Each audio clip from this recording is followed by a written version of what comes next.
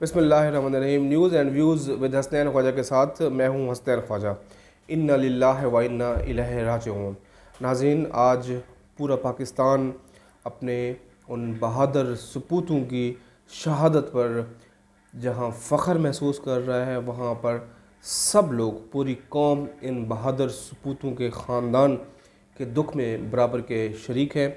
मेरी मुराद जो हमारा एक कौमी सानिया पेश हुआ है, जो लसबेला के मकाम पर पाक फ़ौज का जो एविएशन का हेलीकॉप्टर था उसका मलबा गिर गया है। उसमें सवार तमाम 6 अफराद शहीद हो गए हैं।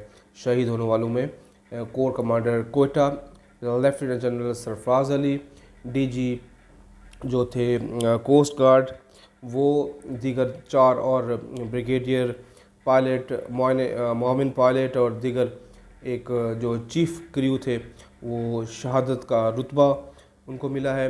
उन्होंने अपने हल्फ की पासदारी की है। उनका हल्फ यही था कि वो हर मुश्किल सूरत हाल में पाकिस्तान के सब्ज़ हिलाली परचम के हामी और नासिर रहेंगे, और उन्होंने अपने मिशन में ये साबित कर दिया।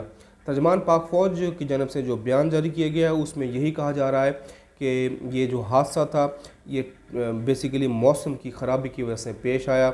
आर्मी चीफ़ जनरल क़मर जावेद बाजवा ने सदर ममलिकत डॉक्टर आरिफ अलवी से फ़ोन पर गुफ्तगू की, जिसके बाद उनका भी एक स्टेटमेंट आया कि ये हादसा मौसम की ख़राबी की वजह से पेश आया, क्योंकि उस वक्त विजिबिलिटी जो थी हद निगाह बिल्कुल कम हो गई थी, जिसकी वजह से ये हादसा पेश आया।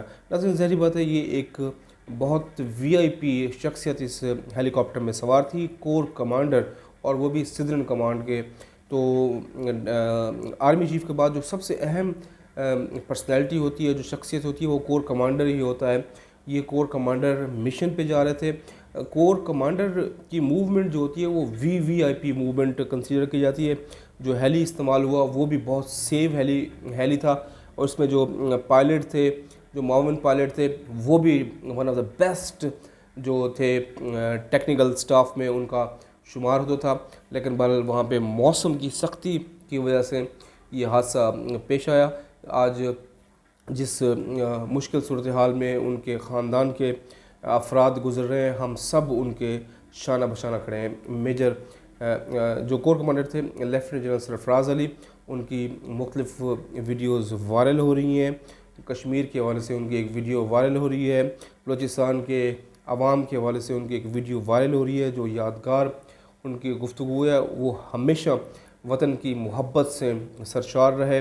उन्होंने उनकी जो मुख्तलिफ़ तस्वीर वायरल हो रही हैं, जो बलूचिस्तान में मुख्तलिफ़ तकरीबात में वो शरीक होते थे, और बलोच लोगों के साथ जिस तरह उनकी वालिहाना मोहब्बत थी वो नाकाबिले बयां है। तो ये जो लेफ्टिनेंट जनरल सरफराज अली थे, ये बहुत ही बहादुर थे। इससे पहले वो कई महाज पर वो बेहतरीन आला परफॉर्मेंस दे चुके हैं।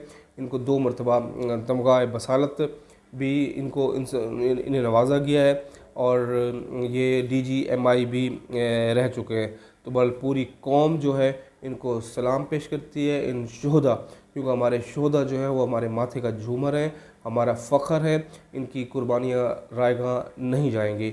आज पूरी कौम मुत्तहद है और पाक फ़ौज के इन बहादुर सपूतों के लिए उनके लिए उनको नजराना अक़ीदत पेश कर रही है। सोशल मीडिया पे भी हमने देखा जो लोग हैं वो मुख्तलिफ़ क्लिप और तस्वीर शेयर कर रहे हैं, और अपने तरीके से पाक फ़ौज के इस उनकी ट्रिब्यूट पेश कर रहे हैं और अपनी मोहब्बत का इजहार कर रहे हैं। नाज़रीन, इस पे कुछ साजिशी थीरीज़ हैं जो सोशल मीडिया पर प्रोपेगेंडा कर रही हैं। वो इसको एक हादसे से ज़्यादा इसको एक तख़रीबकारी का अंसर करार दे रहे हैं उसको, क्योंकि हमने देखा कि जो करदम तंजीम है BLA, उसने इसको क्लेम करने की कोशिश की है कि हमने इसको हिट किया है और जहाज़ को हमने ही तबाह किया है। लेकिन पाक फ़ौज की जानब से जो बयान जारी किया गया है इब्तदाई मालूमात के मुताबिक, उसमें ऐसी कोई बात नहीं है। सिर्फ मौसम की ख़राबी की वजह से बताया गया है कि जहाज़ मौसम की ख़राबी की वजह से अपना तवाज़ुन बरकरार नहीं रख सका, और जाके ये नीचे पहाड़ों की तरफ गिरा है। लेकिन बहरहाल इसमें अभी भी कुछ तशनगी ज़रूर है। सुबह इसके जनाजे होंगे मुमकिन तौर पर, जो हमारी इतलात मिली हैं 2 जनाजे किए जाएंगे। एक कोर हेड क्वार्टर में होगा पिंडी में, और एक जनाजा होगा कोयटा में। और इसमें दोनों जनाजों में अहम तरीन शख्सियात की शिरकत भी मुमकिन तौर पर मुतवक्के है। और शायद वज़ीर आज़म शहबाज शरीफ साहब भी कोयटा में मेन जो जनाजा है वहाँ से जाए। फिर उसके बाद रावलपिंडी में जनाजा होगा, उसमें तमाम सर्विसेज चीफ़, आर्मी चीफ़ भी यकीनन उस जनाजे में शरीक होंगे। उसके बाद फिर ये जो आबाई इलाके हैं वहाँ पर इनकी जो जस्ते खाकी हैं वो भिजवाए जाएंगे, और आबाई इलाकों में मुकम्मल फ़ौजी एजाज़ के साथ इनको सुपुर्द खाक किया जाएगा। इसके बारे में DG ISPR को एक इम्पॉर्टेंट इस मामले की एक प्रेस ब्रीफिंग देने की भी ज़रूरत है। इनिशली जितनी भी इंफॉर्मेशन है वो कौम के सामने रखें, ताकि ये जो क़यास आरायाँ हो रही हैं, मुख्तलिफ़ किस्म के प्रोपेगंडे किए जा रहे हैं, उसका ख़ात्मा हो। अब हम चलेंगे दूसरी बड़ी खबर। इलेक्शन कमीशन ने 8 साल बाद बिलाखिर इमरान खान साहब का जो फ़ॉरेन फंडिंग, ममनुआ फंडिंग केस का फ़ैसला था वो सुना दिया है। ममनुआ फंडिंग साबित हो गई है। इमरान खान साहब ने जो डिक्लेरेशन जमा कराई है 2008 से 2018, वो उसमें वो गलत बयानी पर मबनी करार दी गई है। मुख्तलिफ़ अकाउंट से साबित हुआ है कि इमरान खान साहब को फ़ॉरेन फंडिंग की गई है। कुछ अकाउंट्स ऐसे हैं जो छुपाए गए हैं, कुछ अकाउंट्स ऐसे हैं जो बेनामी अकाउंट्स हैं। अब बहरहाल ये पूरा एक चार्जशीट है, 64 सफ़ात पर मुश्तमिल तहरीरी फ़ैसला इलेक्शन कमीशन ने जारी किया है। Chief election commissioner Sikandar Sultan Raja ने यह फ़ैसला जारी किया है। और सबसे इम्पॉर्टेंट बात है, हमें इस पर वफाकी हुकूमत को सिफारिश की गई है कि इस मामले को आप फर्दर कानूनी कार्रवाई इस पर करें। तो इलेक्शन कमीशन ने इमरान खान साहब को शोकाज़ नोटिस भी जारी कर दिया है। शोकाज़ नोटिस में कहा गया कि क्यों ना आपके जो फ़ंड्स हैं उनको भाग के सरकार ज़ब्त कर लिया जाएगा। अब इस पे हमारी मुख्तलिफ़ लीगल एक्सपर्ट्स हैं, कानूनी माहिरीन हैं, उनसे बात हुई है। जो इलेक्शन कमीशन के कवानीन को समझते हैं उनसे हमारी बात हुई है। जो पार्लिमानी अमूर को समझते हैं उनसे बात हुई है। वो ख़तरे की घंटी बजा रहे हैं इमरान खान साहब के लिए, कि इमरान खान साहब के लिए आने वाले चंद दिन उनकी पार्लिमानी सियासत के लिए बहुत बड़ा धचका है। इस फैसले के मुताबिक रेफरेंस जब सुप्रीम कोर्ट में जाएगा तो शायद उन पर 62(1)(f) भी लग सकता है। 62-63 की जो सादिक अमीन की उन पर एक छाप लगी हुई है वो भी ख़त्म हो सकती है। पॉलिटिकल ऑर्डर जो है 2002 उसके तहत उनकी सियासी जमात पर पाबंदी भी ऐन मुमकिन है। इमरान खान साहब की नाअहली भी हो सकती है। लेकिन बहरहाल ये देख लीजिएगा, इससे पहले पाकिस्तान के जो बड़े सियासतदान हैं नवाज शरीफ साहब, वो भी नाअहल हुए हैं। अब इमरान खान भी अगर नाअहल होते हैं तो बड़े मुल्क के लिए मुनासिब नहीं है कि दो बड़े, पहले तो नवाज शरीफ को भी नाअहल नहीं होना चाहिए, अब अगर इमरान खान को भी नाअहल करते हैं तो ये बहरहाल इसका इम्पेक्ट बहुत सवेर आने का इम्कान है। तहरीक इंसाफ ने इस फैसले को मानने से इनकार कर दिया है। तहरीक इंसाफ ने इस जो ECP ने आज वर्डिक्ट दिया है उसको इस्लामाबाद हाई कोर्ट में चैलेंज करने का फ़ैसला किया है। लेकिन बहरहाल ये इमरान खान साहब के लिए बड़ा एक सेटबैक है। अकबर एस बाबर ने गुज़श्ता 8 साल से इस मामले को परसू किया, अब उनका फ़ैसला आ गया, वो इसको एक तारीख़ी फ़तह करार दे रहे हैं। और ये जो बेसिकली डॉक्यूमेंटेड है, ये ECP का जो फ़ैसला है ये स्टेट बैंक के स्क्रूटनी के मुताबिक बैंक्स में है। अब इसमें बहुत से ऐसे बेनामी अकाउंट्स हैं उसमें इमरान खान साहब के साइन है, लेकिन PTI की तरफ से उन अकाउंट्स को भी ओन नहीं किया जा रहा। जो ओन किए जा रहे हैं उसमें भी बहुत सारे बेनामी उसमें करेंसी शामिल हुई है। लेकिन बहरहाल ये एक सीरियस मामला है, ये तहरीक इंसाफ के लिए मुश्किलात का बायस बनता था। ज़ाहिर बात है कुछ अच्छा नहीं था तो इमरान खान साहब बार बार अपनी उन्होंने तोपों का रुख इलेक्शन कमीशन की तरफ मोड़ दिया था। चीफ इलेक्शन कमिश्नर के खिलाफ उन्होंने एहतजाज किया, उसको मुस्लिम लीग नून का एजेंट करार दिया।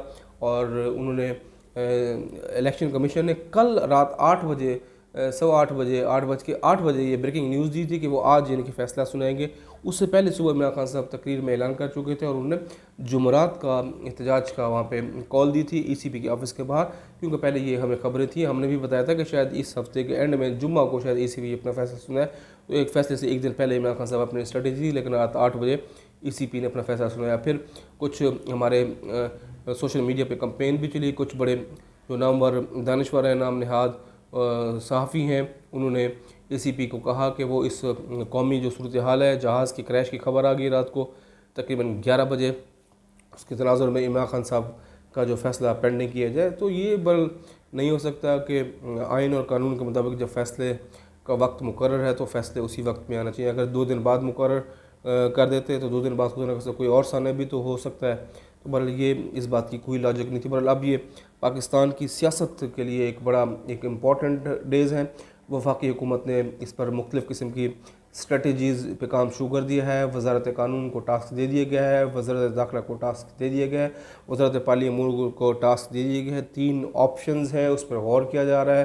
तमाम लीगल एस्पेक्ट्स को मद्देनज़र रखते हुए मुहर्रम के बाद हम देख रहे हैं कि वफाकी हुकूमत की तरफ से बहुत बड़ा फ़ैसला आएगा। ज़ाहिर बात है इस वक्त इनकी नून की और PTI की एक पोलिटिकल मखासमत भी है, सियासी इनकी वो भी है। तो नवाज शरीफ भी इसको विक्ट्री करार दे रहे हैं और नवाज शरीफ कहते हैं कि दूसरों को चोर कहने वाले आज खुद डाकू बन गए हैं और साबित हो गया कि ये दयानतदारी का जो उन्होंने लबादा उड़ा हुआ था। और हमारे खिलाफ तो केसेस 8 मिनट या 8 सेकंड्स में आ जाते थे, इनके खिलाफ 8 घंटों में है। तो आने वाला सियासी मंजरमा लग रहा है कि मुस्लिम लीग नून इस पर फैसला करेगी। लेकिन मुस्लिम लीग नून हमें आला ज़राए ने बताया है, लंदन से ये खबर है ये कि नवाज शरीफ और आसिफ अल ज़रदारी भी इस मामले पर तफसीली मुशावरत करेंगे, क्योंकि आसिफ अल ज़रदारी अभी क्वारंटाइन में दुबई में हैं और वो कोविड हुआ है उनको। अगरचे वो शिद्दत बहुत कम है लेकिन फिर भी 2 दिन रेस्ट के बाद नवाज शरीफ और आसिफ अल ज़रदारी भी इस मामले पर हतमी मुशावरत करेंगे और मुशावरत के साथ ही इस मामले को लेकर चला जाएगा। लेकिन पर जो कयास बता रहे हैं, जो फ़ैसले की खदोखाल बता रहे हैं, वो इमरान खान के लिए कुछ अच्छा नहीं है। उन पर हम देख रहे हैं कुछ कानूनी लटकती हुई तलवारें हैं जो पेचीदगियाँ पैदा करेंगी। अब हम तीसरी बड़ी खबर की तरफ जाएंगे। अफ़गानिस्तान से खबर आई थी अल-कायदा के जो सेकंड लीडर थे उसामा बिन लादेन के बाद ये बहुत बड़ी कामयाबी है अमेरिका को। ऐमन अल-ज़वाहिरी को हिट किया गया है अफ़गानिस्तान में ड्रोन स्ट्राइक के ज़रिए। ऐमन अल-ज़वाहिरी की पूरी रैकी की गई, उनकी मालूमात इकट्ठी की गई। इस ऑपरेशन की बराह रास्त अमरीकी सदर जो बाइडन ने निगरानी दी। अमरीकी सदर जो बाइडन को पहले 10 दिन पहले अप्रैल में इस बारे में सारे बताया गया कि ऐमन अल-ज़वाहिरी अफ़गानिस्तान में रोपोश हैं और उन्होंने वहाँ पे एक बंकर बनाया हुआ है। उसकी सारी मालूमात जमा की गई काबिल शवाहिद सोर्स के बाद।